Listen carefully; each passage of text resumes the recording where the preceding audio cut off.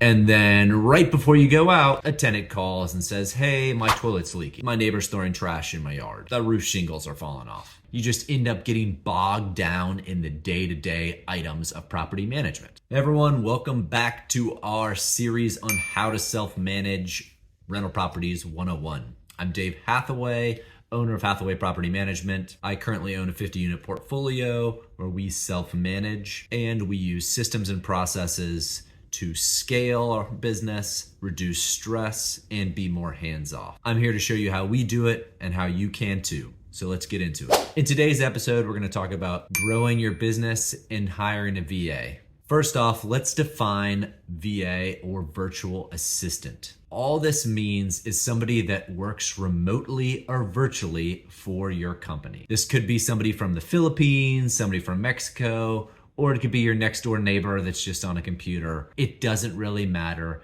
In essence, it's just somebody that's working remotely for your company. So you might be asking yourself, when should I hire a virtual assistant? A lot of this depends on your management style. We hired after we had about 15 properties or 15 units. But that doesn't mean it's right for you. You can scale up even more than that before you hire an assistant. I think that around 12 to 15 properties seems to be the right number where you can justify, hey, I'm paying for this person and they're creating an immense benefit for you to continue to grow your business. But this is what ends up happening if you don't hire and you continue to scale. I'm gonna give you kind of an example. So what might happen is you wanna go analyze 1 or 2 or 3 properties. You wanna go out, you wanna kick the tires and see if you're gonna add these properties to your portfolio. And then right before you go out, a tenant calls and says, hey, my toilet's leaking and my neighbor's throwing trash in my yard and the roof shingles are falling off. And then instead of focusing on growing the business and going and analyzing those properties and purchasing them and putting them in your portfolio and creating more revenue for your company and profits for yourself in your business, you end up focusing on dispatching that out, or you just end up getting bogged down in the day-to-day items of property management. So I would say when you start to feel this is when you want to consider hiring a VA, or this is when you should hire a VA. Then that scenario will look like, I want to go analyze 2 to 3 properties, and I go do that, and the tenants call in and say, hey, I got all these issues, but guess what? Your virtual assistant or whoever you've hired now is handling that. So you don't have to take mental energy and think about, are those problems gonna get solved, or my tenant's gonna be frustrated and move out? That's why having a virtual assistant can be grossly beneficial. It can help you grow your business much faster than you could on your own. So once you've decided that you've hit this critical mass of stress or this, hey, I'm being counterproductive because I'm getting bogged down in the day-to-day items, how should you go about hiring that VA? You can go on sites like Fiverr.com or Upworks and you can manually hire. I tried this, I interviewed, and what ended up happening is I ended up getting candidates that didn't really fit what we were looking for, and we ended up having to hire again and hire again. There's a very high turnover. What I turned to and what I found was best practice is just to utilize a hiring agency. And for full disclosure, our VA is from the Philippines. I value her very much. She's a rock star. She helps out a ton. She runs our property management company basically by her entire self. But utilizing a hiring agency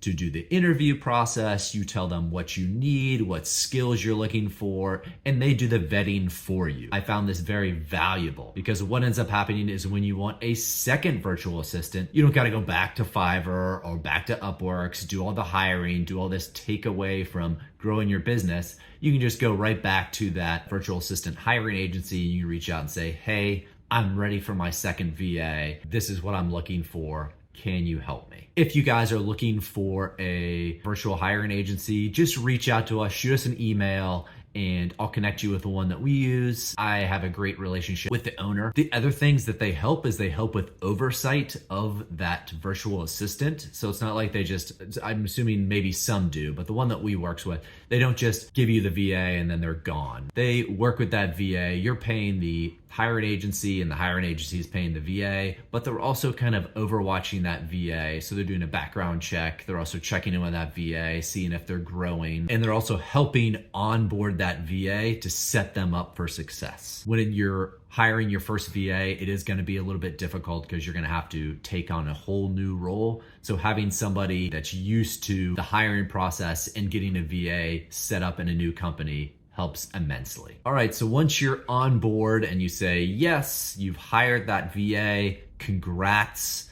It is an expense. It is slightly costly. VAs range anywhere from $5 all the way up. They could be $25. So there's a wide range in what skills you're looking for, but they are usually more affordable than your average market wherever you are in the US. So you've hired your first VA. Congrats. I'd like to say that your business is now evolving from being a self-employed business owner to being an actual business owner. With this evolution, there's going to be a learning curve for your new role as the owner. Becoming a good leader and creating good systems is going to set your virtual assistant up for success. These are the things that we recommend. Number one, set your assistant up with their own Gmail account. Number two, start creating checklists and short videos of your processes. This is going to allow quality assurance when the VA is going through the processes, but this is going to allow you to review how you do things in your own business. For the videos, an easy process is to just shoot short little snippets on YouTube of each process, and then they can just click on the video when they're having trouble. They need to understand where to click or where to go. Next is start creating templates, whether it's email templates, whether it's canned responses of how you respond to things. Start creating templates. Anything that you have to do more than once deserves a template. That's going to help your virtual assistant be able to just go to that template, copy, paste, click, send it off. It makes things much easier. We try to template as much as possible. I'll give you some examples here. For refinances, we have a template.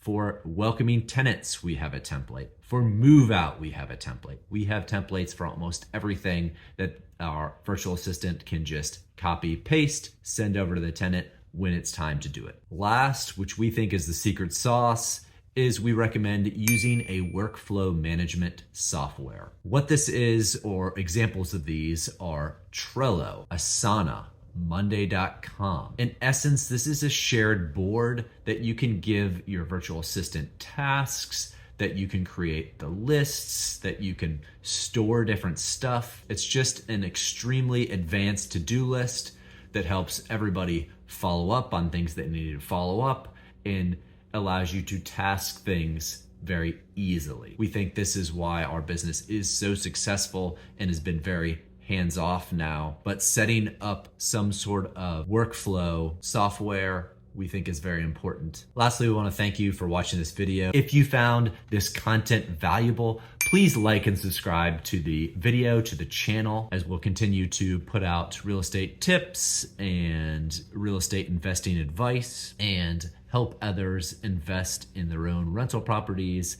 and start to self-manage their own rental properties. I'll see you on the next episode of Self-Managing Rental Properties 101.